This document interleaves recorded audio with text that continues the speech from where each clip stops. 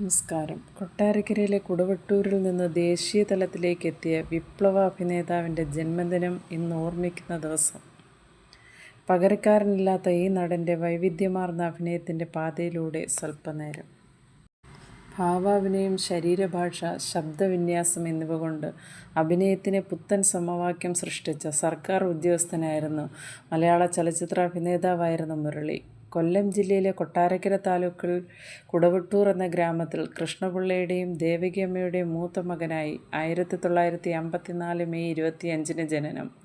Kudavattoor LP സ്കൂളിൽ, Kottarakkara Thrikkannamangalam high school എന്നിവിടങ്ങളിൽ നിന്ന് പ്രാഥമിക വിദ്യാഭ്യാസം പൂർത്തിയാക്കിയ Murali Thiruvananthapuram MG college, Sasthamkotta DB college എന്നിവിടങ്ങളിൽ നിന്ന് ബിരുദം നേടി. പിന്നീട് തിരുവനന്തപുരം ലോ കോളേജിൽ നിന്ന് നിയമബിരുദം നേടിയ ശേഷം ആരോഗ്യവകുപ്പിൽ LD ക്ലർക്കും പിന്നീട് കേരള യൂണിവേഴ്സിറ്റിയിൽ UD ക്ലർക്കുമായി ഔദ്യോഗിക ജീവിതം ആരംഭിച്ചു. ഭരത് ഗോപി സംവിധാനം ചെയ്ത ഞാറ്റടി എന്ന സിനിമയിലൂടെ മലയാള ചലച്ചിത്ര രംഗത്ത് സജീവമായ മുരളി നാടകങ്ങളിലും അഭിനയിച്ചു. നരേന്ദ്രപ്രസാദിൻ്റെ നാട്യഗ്രഹത്തിൽ സജീവ സാന്നിധ്യമായിരുന്നു മുരളി. പിന്നീട് അരവിന്ദൻ്റെ ചിദംബരം എന്ന സിനിമയിൽ ഒരു ചെറിയ വേഷം ചെയ്തു. ഹരിഹരൻ്റെ പഞ്ചാഗ്നി എന്ന സിനിമയിലൂടെയാണ് മുരളി മലയാള സിനിമയിലെ ശ്രദ്ധേയമായ താരമാകുന്നത്.